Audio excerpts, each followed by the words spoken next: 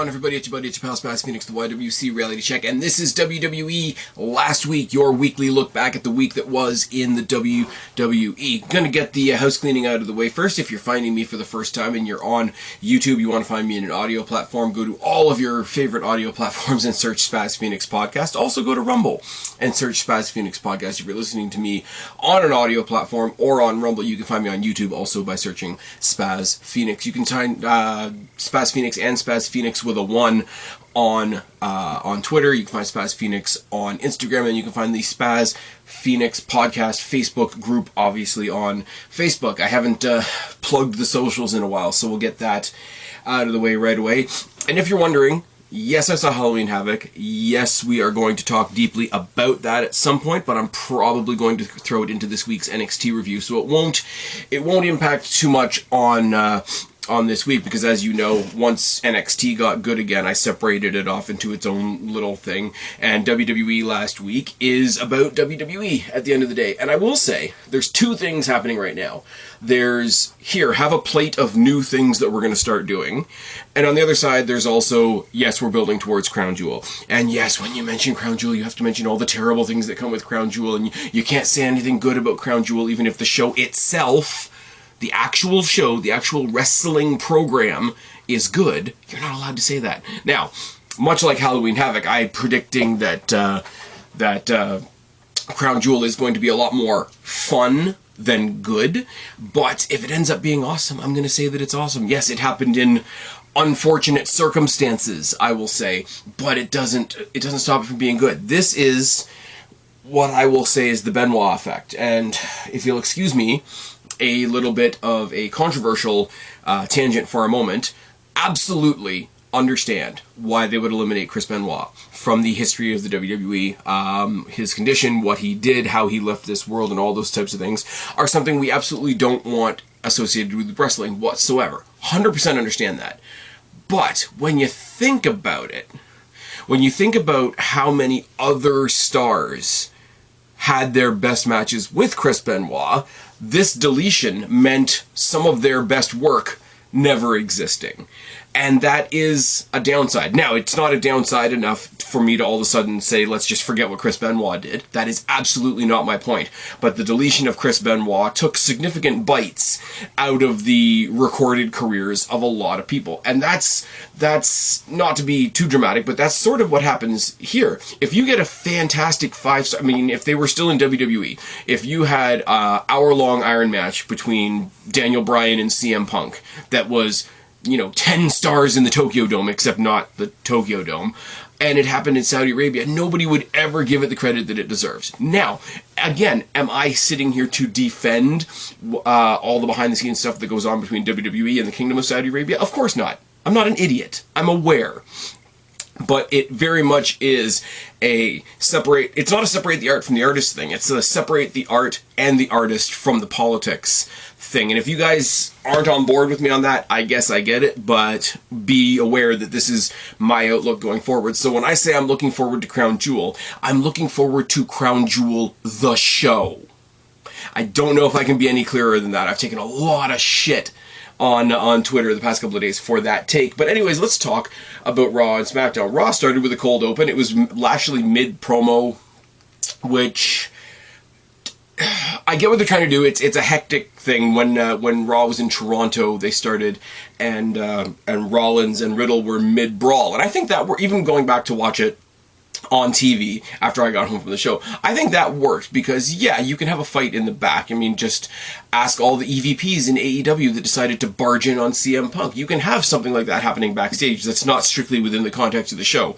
Somebody walking out, probably with their entrance music, grabbing a microphone and talking in front of the live crowd, isn't as spontaneous. So I think coming in mid-promo on Lesnar, it didn't work the same way, but obviously Lesnar was there. They brawl to the outside. There's a guardrail spear. They put each other through the commentary table. It breaks away. They do the graduated pull-apart thing, like the referees try to pull them apart. It doesn't work. The cops try to pull them apart. It doesn't work. They bring in the roster that finally pulls them apart, and it's fine. And then they do the table spot. And somewhere I don't know whether it was announced beforehand on Twitter or whether it was blurted out by one of the commentators during this opening segment, but it was confirmed. What we all already know is that we're going to have Brock Lesnar versus Bobby Lashley at Crown Jewel. Now, that's absolutely fine on a couple of levels because it further cements that the move from last week's Raw was good, because it gives Rollins something to do. It gave Rollins a title. It gave Rollins a bit of thank you for all the losing that he's been doing recently. And I'm sorry, Bobby Lashley versus Brock Lesnar doesn't need the United States Championship. It really doesn't. So that's something to look forward to at Crown Jewel if you can avoid all the other horribleness of the world, blah, blah, blah, blah, blah. The OC, and yes, they're still calling them the OC. I wish they could just do the Good Brothers. Like, that'd be fine. They have their first match back in WWE against Alpha Academy because it's Alpha Academy, and that's... Alpha Academy are the ones you bring out now when you want somebody else to have a really good match. They are the tag team equivalent of Dolph Ziggler, who we will talk about later, don't you worry. Pretty bog standard match. I will say I want to give a quick shout out to one spot by Chad Gable, who came off the guardrail and hit a knee shot to the back of Anderson's head that sent Anderson's head right into the ring post, but it's all for naught. Obviously, it's the OC's first match back in the WWE. Magic Killer gets the win. But the real story, here's the real quiz, as they say. Alpha Academy pretty much disappear off screen, and the OC and Styles are interrupted by Judgment Day on the rampway. Balor mocks the Too Sweet, mocks the, the quasi-Bullet Club reunion that's happening, gives a little Bullet Club history lesson, because isn't he one of the ones that started it? I don't know. I don't watch New Japan. Moving swiftly on, and they put out their challenge. You say, oh, you want to fight us? You want to fight us? No, we're not going to fight you tonight. We're going to wait for a big stage like Crown Jewel. So yeah, we're going to get the 3-on-3. It's going to be Styles, Gallows, and Anderson versus Balor, Dominic, and Priest, which will be really good. Dom, as like the obnoxious little brother of Judgment Day, grabs a mic, mocks mercilessly his dad, talks about successfully chasing his dad to SmackDown. He has a bit of back and forth between AJ, who they keep calling Uncle Al for some reason. It's not creepy at all. And they set up AJ Styles versus Dominic Mysterio for later on in the night. We then move on, if we haven't seen enough Lashley already, we replay Rollins defeating Lashley for the United States Championship. Last week, Rollins comes out to brag, he comes out to mock the fans and mention that, yeah, even if I'm out here mocking you and telling you to go screw yourselves, you're still going to sing my song, and my United States Championship reign will be historic. He hypes up his match against Riddle and how he's going to destroy Riddle, and that's going to be the beginning of this big U.S. title reign, and he's interrupted by Mustafa Ali, which is one of those, stroke your chin, all right, interesting. Comes out, congratulates him, and he says, calls him out on the Lesnar assist. I was like, how come you didn't really mention that you had a bit of help there? Obviously, Rollins, I was coming out of the cage match from the weekend, and rah-rah-rah, and Ali challenges him. And Seth, rightfully so, for what I think they're trying to do for Mustafa Ali, laughs him off. He says, you don't belong in the same ring as me. Now, don't take that the wrong way. You're a nice guy. You're friends with everybody in the back. You're a good dad. You're a good husband. And mid-compliment, blasts him in the face. Ends it with a cheap shot and fucks off. As we go to commercial break, we see another very familiar car pull into the car park, and it is the big Longhorns on the limo, and JBL has arrived at Raw. What's JBL here to do? Oh my god, all the right people on Twitter got their feathers all ruffled. It was great. Then we come back, and it's Damage Control taking on Candice LeRae and Bianca Belair. Now, let me say something about this. First of all, Bayley on commentary, always good. The way this story played out was really strange, and it really does back up what I've been saying about the obnoxious booking of Bianca Belair. I am not saying, let me be clear, I'm not saying Bianca Belair is obnoxious in and of herself, even though she is sometimes, but the booking is absolutely obnoxious. 2-on-1 on Candice LeRae. Candice LeRae gets to play this absolutely helpless, victim in peril type thing. 2-on-1 on Bianca Belair, and Bianca Belair owns both of them, which isn't great considering they're your tag team champions. Not great at all. John Cena-esque booking.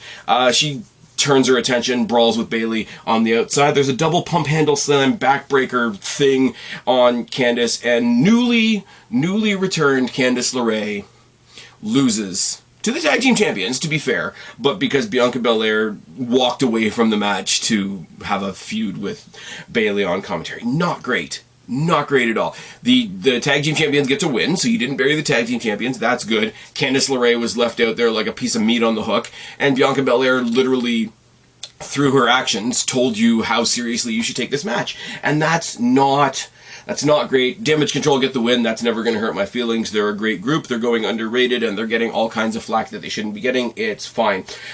In the back, we see Riddle. He's given Ali his props for stepping up to Seth Rollins tonight. He says, hey, after I beat Seth Rollins tonight, you'll be the first one I give a United States Championship shot to. Very nice, very respectful thing. And then they both walk by, and they find The Miz faking an injury. Supposedly, he slipped on a wet floor that a janitor had not put a sign up for, and he's messed up his knee, and he can't possibly fight tonight because he's supposed to fight Dexter Lumis, and Dexter Lumis is really scary, except he hasn't really done anything, and it's fine. Moving on. We go to the back where Judgment Day are sort of, you know, I don't know what you want to say, talking about how great they all are and whatever.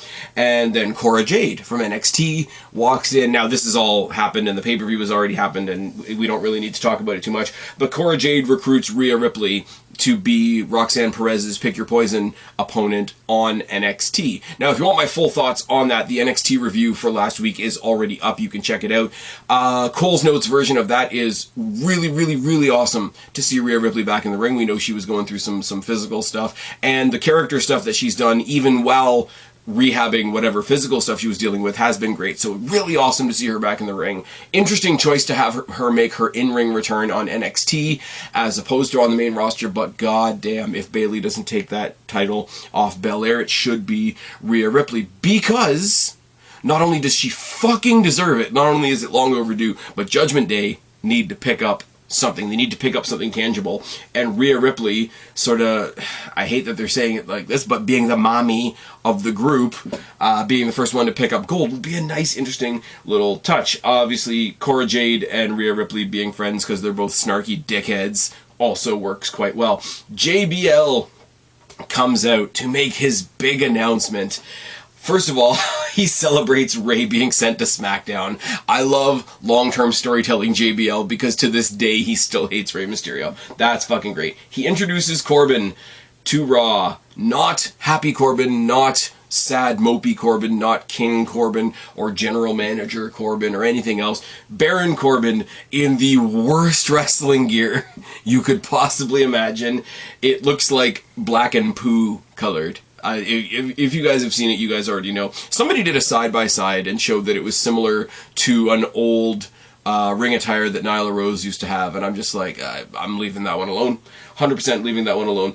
They randomly start shit-talking Dolph Ziggler, and then you very quickly come around to the idea that Ziggler is the opponent tonight. So we've got match with the newly returned Baron Corbin, fresh to Monday Night Raw. JBL has apparently arranged this trade, even though the Mysterio going to SmackDown thing had already happened. So whatever it is, what it is. If he's going to be a talking piece for Baron Corbin, fucking great. Get JBL back on my TV. If he's going to be on commentary while Corbin has matches, that'll also be good. You could have a William Regal-esque thing where Regal's out on commentary every time any one of his guys has a match. JBL's got one guy. You can put him on commentary for all the Corbin matches and blah, blah, blah. And the way Corbin tips his fedora the same way that JBL tips his cowboy hat to the crowd is a nice, neat little touch. The Deep Six and the End of Days are both really wicked finishing maneuvers, and you want somebody like Dolph Ziggler to sell those awesome finishing maneuvers if this is the brand new, and I'm saying this in tight air quotes even though you can't see it, it's an audio platform, the brand new signing for Raw. You want to sell those finishers if nothing else. And I mean, character aside, Baron Corbin has done everything WWE has ever asked him to do. They've made him look like the biggest dope. When he was the lone wolf in NXT, he could have just stayed that. He could have just stayed that. But no, they made him a loser when they brought him up to the main roster, then they made him the GM for a while, and then they blamed him for the bad ratings. And then they made him sad, poor Corbin, and then he was King Corbin, which the king thing always dies. Then he was like sad, poor, like almost out of work Corbin, begging everybody for money while insulting them. And then he was happy Corbin because he won all his money back, and the whole Madcap Moss thing happened. And like literally everything, every situation WWE has put him in has shaded the fact that the guy can actually go in the ring. It might not be the style that you like. It might not be 27 Canadian destroyers off the top of a cage onto thumbtacks in your shoes or whatever. But he's like he's a WWE style guy. He is, in a weird way, he is the success story of NXT. But that's not a great ringing endorsement, is it? Anyways, Miz is in the back in the medical area, and Byron Saxton basically comes out to be a dickhead and unravel his entire story and say, you know, there's no janitorial staff out there today. The last time those floors were wiped was like 3 days ago, and several wrestlers that I've spoken to have said they saw you spilling the water, which means that Miz actually spilled the water and actually made himself fall down to get the injury, etc., etc., etc. Then off screen you hear, oh my god, it's Dexter Lumis, and it's obviously Johnny Gargano in the doorway. Miz jumps off, obviously shows off the fake leg, and then tries to brush it off as his superior DNA, which is fucking great. Love the Miz. We flip over to another backstage segment, which is MVP in the back with Almost promising that they're going to be on SmackDown this week, and there's going to be a face-to-face between Strowman and Omos, because monsters aren't real and giants are. Okay. Then we replay the promo from Bray Wyatt from last week on SmackDown, where he's being like the real him, the real Rotunda, or whatever we're calling it, and gets interrupted by the mask. My thoughts on that are on last week's episode. If you want to go check that out, please do. And then Cameron Grimes, also building towards last week's episode of NXT, comes in and he recruits the Good Brothers to team with him to face the Schism. It's fine, don't worry about it. Also ended up being really fun. Again, go back to my last week's episode of NXT review and you can get my further thoughts on that. Cameron Grimes just didn't look out of place on the main roster. I'll say that. Kind of like Roxanne Perez previously on SmackDown. I said it in my preview for Halloween Havoc, and I'll say it here too. It's really good to hear a lot of people on SmackDown specifically who saw Roxanne Perez's performance in that 6-woman tag were really impressed and are hopefully fast-tracking her to SmackDown. Always nice to hear. AJ Styles versus Dominic Mysterio. Comically, everybody is out at ringside. Also comically one-sided because one half of the ring is a tenured veteran wrestler, and the other side is fucking Dominic Mysterio. Dominic Mysterio gets booed through the roof when he goes for the Three Amigos. He charges for the 619 and misses, and it turns into a calf crusher by AJ Styles. It's all going AJ's way until Rhea obviously trips him on the outside, and Dominic Mysterio, let me say this like it's a news headline, Dominic Mysterio upsets AJ fucking Styles. Nice, really nice setup. For the 6-man at Crown Jewel, going up the rampway, you see them all like hugging Dominic and congratulating him, whatever, and he absolutely has the look plastered across his face of the cat that just got the canary. It's all good. Gargano comes across the Miz as he's going out to face Dexter Lumis, and he says, hey, all you gotta do, if you want Dexter to leave you alone, is just tell the truth, man. Just tell the truth. So Miz has clearly done something. We don't know what it is, but that's fine, it's cool, whatever. Dexter Lumis, who's fighting for a contract on Raw, gets an entrance, gets a Titantron, gets his entrance music, gets a full ring announcement, which is a plot hole, yeah, but it's another case of that's just what wrestling does. The match doesn't happen because Miz destroys him with a chair during his entrance and then gives him a skull-crushing finale on the chair on the ramp. Match doesn't happen, Miz fucks off, it's fine. Bayley calls out Bianca Belair for next week on Raw, which is tonight as you guys are listening to this.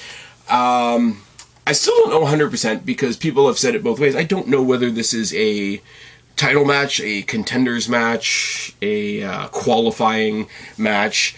I don't think that they'll push Bayley and Belair to Crown Jewel, but we will have to see how that goes. We then got the return of Elias, who came to the ring looking all very Elias-y, talked about how his brother Ezekiel's career was cut short. He's got 2 guitarists behind him, but tonight he wants to do something a little different. He wants to play something for us on the piano. He's interrupted by Riddle, and immediately I'm like, okay, if Riddle comes out and interrupts him and he freaks out, and we get Elias back, who the crowd want, but they immediately turn him heel, that's going to be a miss. Riddle comes out with bongos, and he says, "Do you want to hit my bong?" I'm like, all right. That's a joke for the people that are going to laugh at it. That's a comment for the people that are going to hate it, to hate on it some more. And he says, maybe not tonight, maybe just enjoy what I've got to do. And he starts playing, and immediately he's interrupted by Rollins as he's about to start singing, which is absolutely fine because that's our main event. It's Rollins versus Riddle for the United States Championship. Huge, I will say, huge missed opportunity for them to not have Kevin Owens involved in this in any way. When Elias started talking about how his brother Ezekiel was injured and had his career cut short, I really needed a Kevin Owens meltdown at that point. Kevin Owens was on on NXT last week, so he is around. So that was a missed opportunity, I will say. Elias stays at ringside. He gets shoved by Rollins at one point. He hits him back with a knee strike. There's a top rope reverse suplex by Rollins and a roll through into a reverse DDT. Sort of an inverted version of that superplex into the Falcon Arrow that he typically does. Super kick to Elias on the outside, whereas Elias tries to get back in to retort to the super kick. There's a distraction caused by Elias. Rollins gets the win. Stomp to Riddle, stomp to Elias, and out comes, one more time, Mustafa Ali to attack Riddle and chase him out of the arena as we go off the air. The triumphant face that you see at the end of the show, the triumphant face that ended the show on Monday, was that of Mustafa Ali. So very, very cool. Very long overdue, I will say, but if they're going to do something with him now, then they're going to do something with him now. That's very cool. So, what do we have? We added 2 more matches to Crown Jewel, which is nice. We've got a brand new repackaged Baron Corbin. We've got a brand new reinvigorated push behind Mustafa Ali. We've got Seth Rollins as our champion. We've done something, I guess, with the Miz Dexter Lumis stuff. It's all good, and the OC had their comeback match tonight. So, very, very, you want to say that Raw is 3 hours and it's too long and rah-rah-rah, and I definitely agree with you, don't get me wrong, but they established a lot in those 3 hours. A lot of it was structural, and you guys hear me say this a lot. A lot of it was structural, a lot of it was just putting down the floor plan for what's to come. Not a lot blew off tonight, which is fine, but yeah, if we're setting the scene, if we're setting the stage, we're setting towards Crown Jewel, but also in the back of your mind, you got to think they're also building towards Survivor Series and War Games as well. A little bit of structural, a little bit of productive type of programming isn't the worst thing in the world. Over on SmackDown, really fun show, in my personal opinion. Great sort of layup to the Halloween Havoc show, for those of you out there that watch the Halloween Havoc show. Started off with Sheamus versus Solo Sikoa, and pretty simple. You got 2 brawlers that have a bone to pick with each other after the Fatal 4-Way last week. Fatal 4-Way last week turned into a one-on-one between Rey Mysterio and Ricochet when Sheamus and Solo and their respective factions were all going at it on the outside. Now, that was really cool, because it meant we got a fireworks show at the end of that match between Ricochet and Rey Mysterio. Rey Mysterio obviously winning his championship opportunity. I'm using the Simon Miller wavy hands because we're using WWE terminology. But it's a good excuse to have these 2 guys that are brawlers go at it. It's a good excuse to have these 2 factions, other than Roman Reigns, on the outside. So on the outside, you've got the Usos, you've got Sami Zayn, you've got Butch, and you got Ridge Holland, while Sheamus and Solo Sikoa beat the ever-loving shit out of each other. They made a story out of Sheamus's shoulder nice and early, and it was exacerbated by Solo Sikoa going up to the second rope for an avalanche Samoan drop that didn't drop him on his back, dropped him on his side, dropped him on that bad shoulder. There's faction nonsense on the outside, is what I've put in my notes, because I was tired when I wrote them.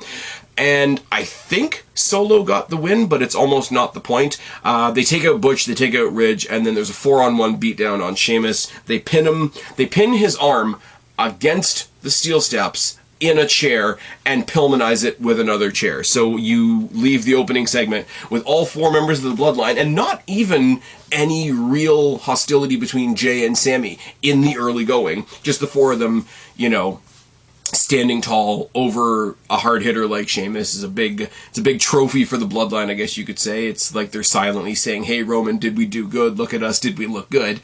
But it was what it was, and Sheamus doesn't lose anything from this because it was kind of a schmoz, and the bloodline are literally taking over everything. Sheamus is a nice little trophy for them, I suppose. In the back, we have Bray Wyatt, and here's where we start getting controversial, and here's where the people that don't want to like it will start not liking it. He basically continues his promo from last week. He's, sorry for the interruption. I really wanted to thank everybody. It was kind of weird that they had his new entrance music, which is, again, by Code Orange, I think. I think the song's called Shatter, or Shatter Me, or something like that. I like it. I think it's good. But he ends off the promo with saying, I had to finally realize that I'm a servant, and I go where the circle tells me. Now, later on in the night, there's more of this, but I think we've all used the terminology of the Wyndham 6, the Wyatt 6, whatever. But if whatever that 6 is within WWE is going to be referred to as the Circle, it's kind of cool because you get, like, obviously without the AEW context, there is terminology surrounding the inner circle, keep your circle nice and tight, keep your friends close, your enemies closer, those type of metaphors that go along with, calling your group the Circle. But also it made me think a little bit, because if Bray Wyatt is sort of feuding with whatever this other element is, and he's doubting himself, and he's talking about all his fragilities and all that kind of thing, who's the right type of person that could absolutely manipulate somebody in that situation? He's in NXT right now. And I just thought, whatever this is, it's going to be Bray Wyatt versus himself. But in the process, would you not see a more or less unknown to the main roster Joe Gacy try to manipulate Bray Wyatt? Am I crazy in thinking that that's something that could very much happen? He sees Bray Wyatt, who is a big name, who the fans all love, tormented by, literal and figurative demons. He said, oh, come, find a safe space with us in this schism.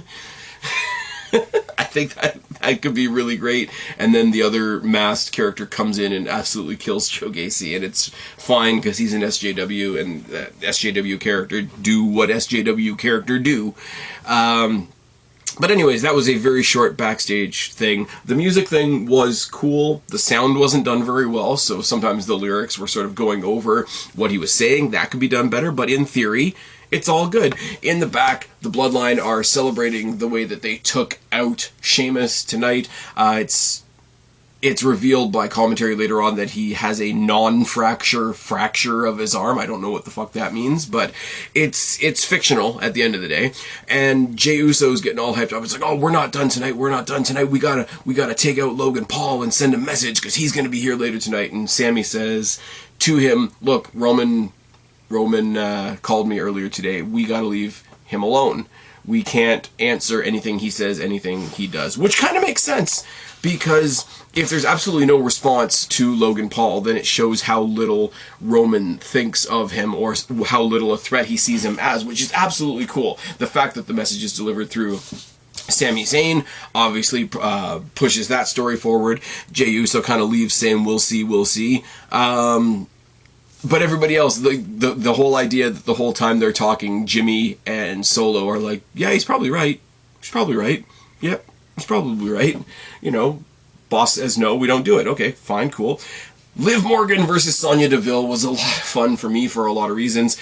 Liv Morgan's going crazy. Liv Morgan is becoming the hardcore character. Now, it's interesting that it's Liv Morgan, because you've got somebody like Kaylee Ray in NXT who's really good at hardcore matches if you look her up elsewhere, and you've got Shotzi Blackheart who's on the record as saying she wants to be the one to bring hardcore wrestling back to women's wrestling in the WWE, and those are both fine. I hope they both happen. I hope you guys know I got lots of love for Shotzi Blackheart. Kaylee Ray is getting up there in my books as well. But I look at Liv Morgan and what they're doing with her, and like the fact that they're making her into like sort of like this hardcore character, and it's like, well, why not? Like, she's gone through and she's been like, as you follow the story, she's this person that has this great fan following, but as far as like her workplace, She's always been doubted. She's always been called a fluke. She's been absolutely brutalized by the likes of, you know, Shayna Baszler and Ronda Rousey. And why wouldn't you have a thought of, like, I need to unlock some other, like, and no, I'm not saying it's immediately going to be part of the Wyatt thing. Don't get me wrong. But why would you not unlock some other more dangerous, more violent part of yourself because you look at yourself and be like, look, if I don't do this, I'm going to keep getting my ass handed to me.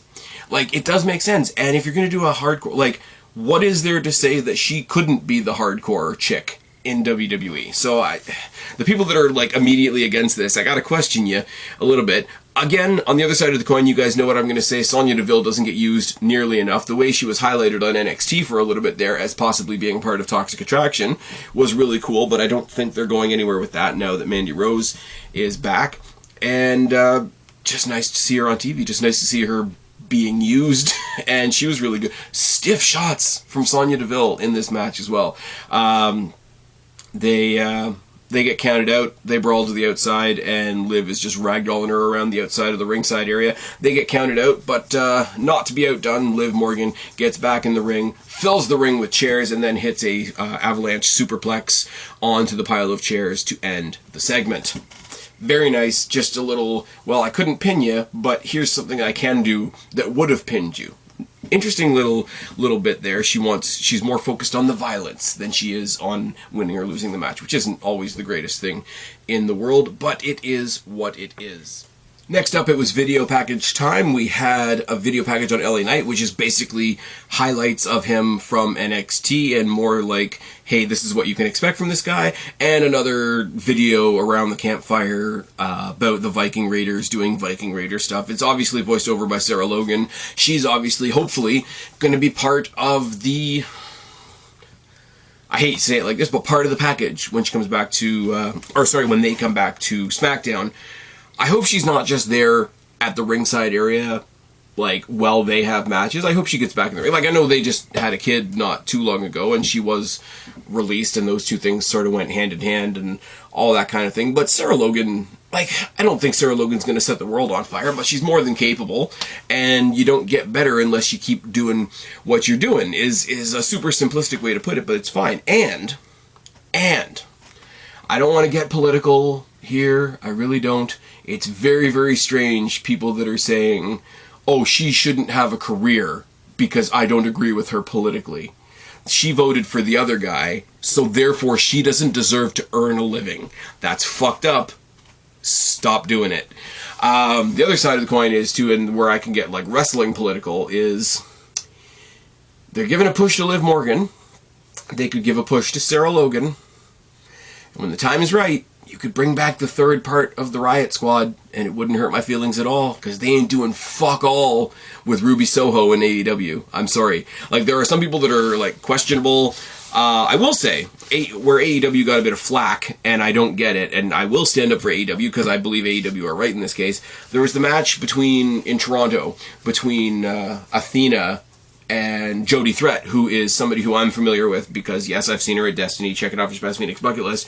Oh, they wrestled a really, really dangerous style, and this is why AEW is terrible. They just had a really stiff match, and it was good from what I've seen. I haven't watched the whole match beginning to end, I'm not going to lie, but this is one of those cases where I will stick up for AEW, because I don't think anything wrong happened here, but where I will not stick up for AEW in the slightest is they have absolutely missed the boat on capitalizing on picking up Ruby Soho as a new talent for their company. Now, I would love, don't get me wrong, I would love it if we could get Ember Moon back to WWE as well, but Ruby Soho, where is she used other than maybe Dark, which I don't watch because the wrestling company shouldn't give you homework. So there is a little bit of a, they said when Cody Rhodes came back to WWE, they said, you know what, they better treat him really good, because it might bait some other people into crossing over. If you treat 2/3 of the Riot Squad really, really well, they tried to give Liv Morgan a push, they're still trying to keep her in the conversation. If they bring in Sarah Logan and treat her the same way, maybe give her a little bit of a chance to show what she can do that she didn't get before, maybe they start luring the other one over, maybe that happens. I'm not saying do anything shady, I'm not saying, oh, WWE does tampering. Why? Because they made themselves look like a good place to work. But yeah, anyways, that was a video package for the Viking Raiders that was obviously narrated by Sarah Logan, who should be able to have a job even if you don't agree with the person that she voted for, because it has nothing to do with wrestling. And I would like to see her wrestle. And I would like to see Ruby Soho come back. That's where we go from there. Omos and Strowman have a face-to-face. Strowman comes out and basically says to the world, like, look at me. Who's gonna fuck with me? MVP comes out and gives him his props and just says, you know, same thing that he said on Monday. Basically, you're a monster, but monsters aren't real. Giants are real.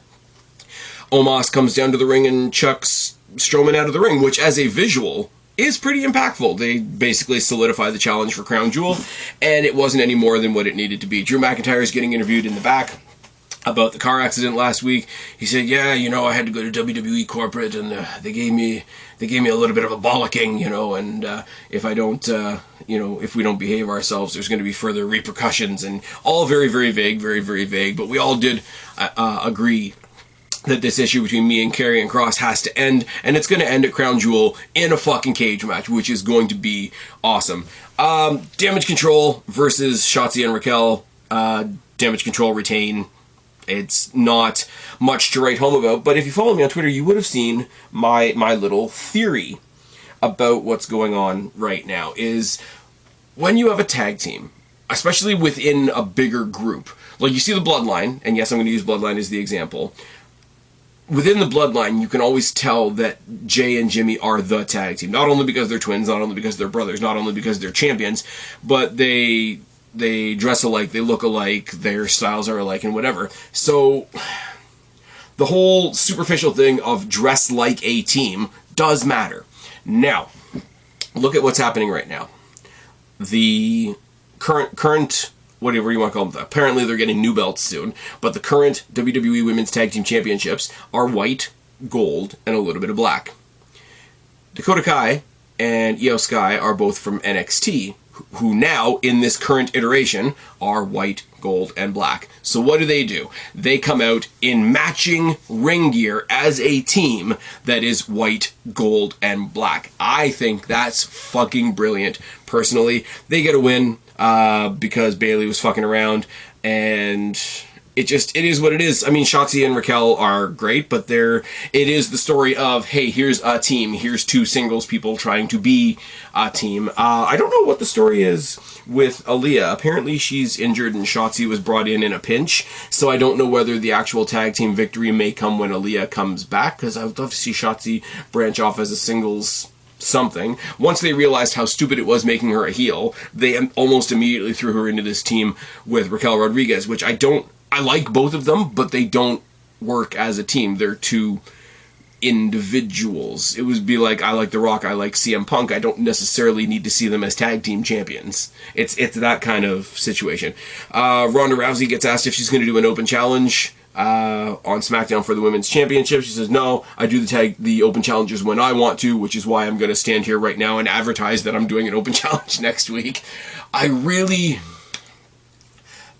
do hope that this pops off into Ronda Rousey versus Shayna Baszler. I think it would be really good. I think even if we do it in Saudi Arabia, I think that's a huge crowd to do it in front of. And yes, it's not the greatest and blah, blah, blah, blah, blah, and all the things we've just said. But they are, for better or for worse, they are featuring women's wrestling on the Saudi shows now, which wasn't happening at the beginning. So say what you will.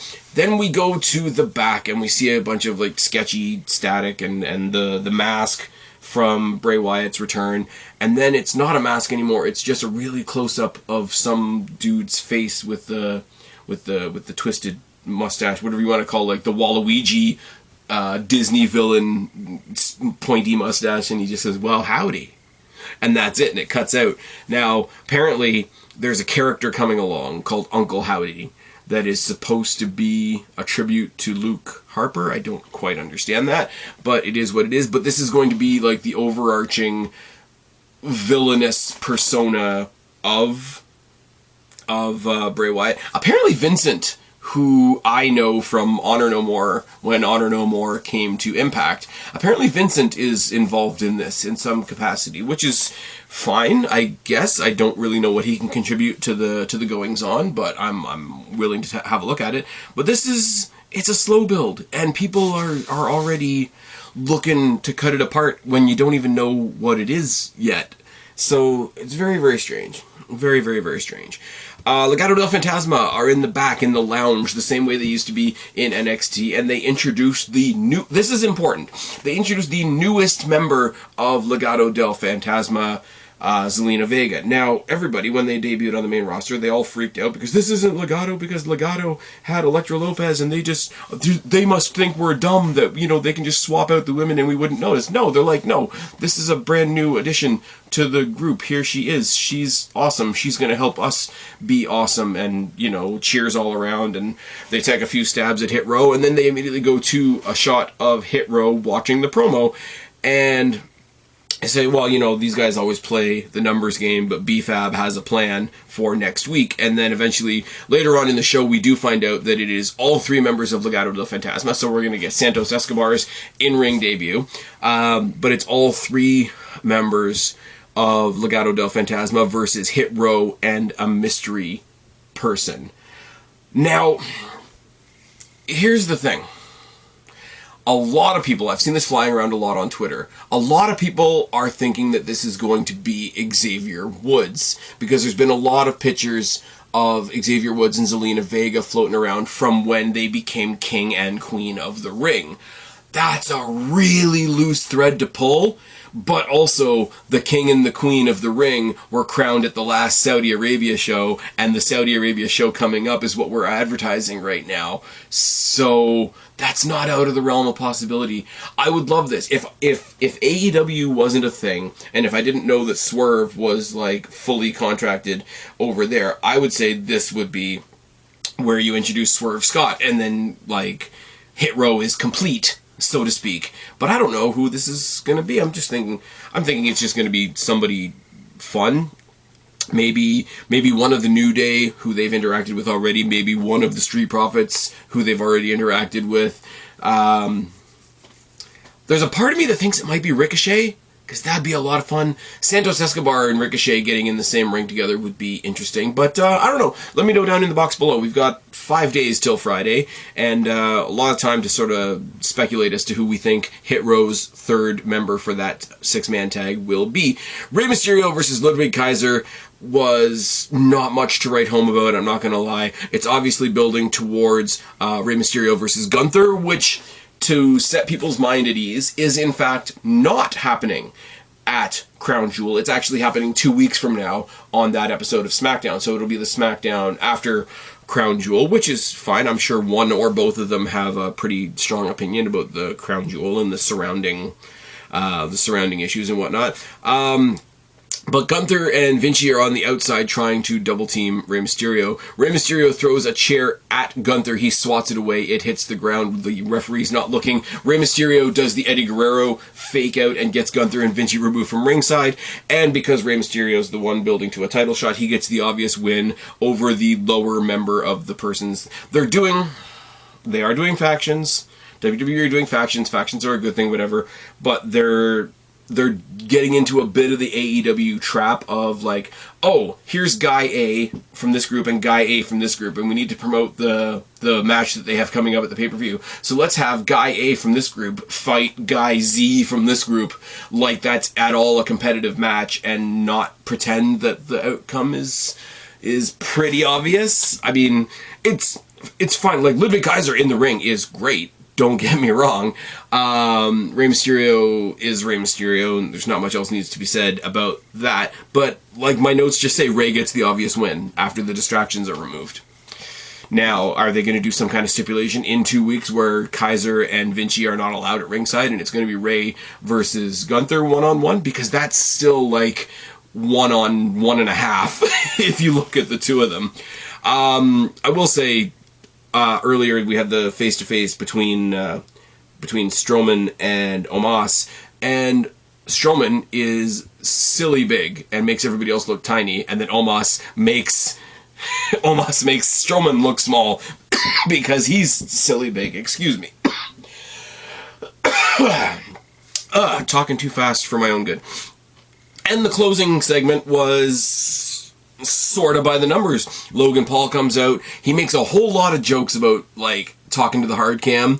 He's like, I don't want to talk to the hard cam. I'm going to talk to the people here in Oklahoma or wherever the hell they were. It's Oklahoma, something, Iowa, something. I don't know. I didn't write it down. But he made a whole lot of bad hard cam jokes. And then he dug down twice as hard on this whole idea of, you know what, Roman's way better than me.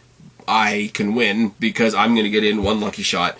He absolutely gets murdered by Jey Uso, who gets called off by Sammy and then uses the distraction of Sammy to get in his one lucky shot on Jey, knocks Jey out, leaves him on his flat on his back in the middle of the ring, and he gets to walk away victorious, I guess. Sami Zayn, who, don't forget, has been put in charge of Jey by Roman, is sort of looking there all dejected at ringside like his entire world is falling apart. And Logan Paul stands tall at the end of the night. That was a rhyme that was not intended. But yeah, so next week's alright. We got Bayley versus Belair, which I don't know whether it's for the title or not. On SmackDown, we've got Ronda Rousey doing an open challenge. I really hope that's Shayna Baszler. Legado versus Hit Row and a mystery tag team partner is always fun. I'm going to vote for Ricochet. I'm probably going to be wrong. Rey Mysterio and Gunther are fighting in 2 weeks, so I assume that next week Rey will fight Vinci to sort of build that match up, and it will have another predictable outcome, but that's fine. That's how these stories build. And like it or not, Crown Jewel is on the horizon. Right now we have Omos versus Braun Strowman, which will be fun. Drew McIntyre versus Karrion Kross in a steel cage. Lashley versus Lesnar. The Judgment Day versus the OC. And Logan Paul versus Roman Reigns for the undisputed galactic WWE Universal Worldwide Championship. It's not too shabby, you know. It's not too shabby, and I'm leaving the elephant in the room. I'm not mentioning Halloween Havoc because I am going to talk about that during my NXT review this week, but Halloween Havoc was a lot of fun too. Again, like I said in the preview, not 5-star wrestling in the Tokyo Dome. We're not rewriting Shakespeare. It was just a fun show, and wrestling's allowed to be fun. I'm just putting it out there. I think one of the coolest things to come out of this week is the potential of not only a push for Mustafa Ali, but a push for Mustafa Ali against Seth Rollins in the United States Championship. That and Baron Corbin coming back with JBL as his manager, which will be awesome. And the Crown Jewel show will continue to build, where everybody on Twitter will say, how dare this wrestling promotion promote their show. I don't know. Like I say, very structural, very building block type of week for WWE. The way that they incorporated both the Raw and the SmackDown roster into NXT's promotion, not only for that 1 week that AEW was counter-programming them, but also to help push forward into the Halloween Havoc show, was also a little neat, a little bit different. Nice to see different people on different various stages of WWE. So we're doing some cool stuff. We kind of feel like, man, I hate this expression, but it works in this case. Kind of feel like duck on the pond. Very, very calm. Doesn't really look like much is happening, but underneath the water, the feet are just kicking away. That's probably one of the worst metaphors I'm going to use on this entire podcast, so I should stop right now. That's it. That's the end. I have no catchy, cheesy way to end off the podcast, other than to say I've been Spaz, your YWC reality check. Subscribe up there, talk down there, start a conversation, keep all these conversations going. Don't be a stranger. I will talk to each and every last one of you later, but for right now, I am tagging out. Bye, guys.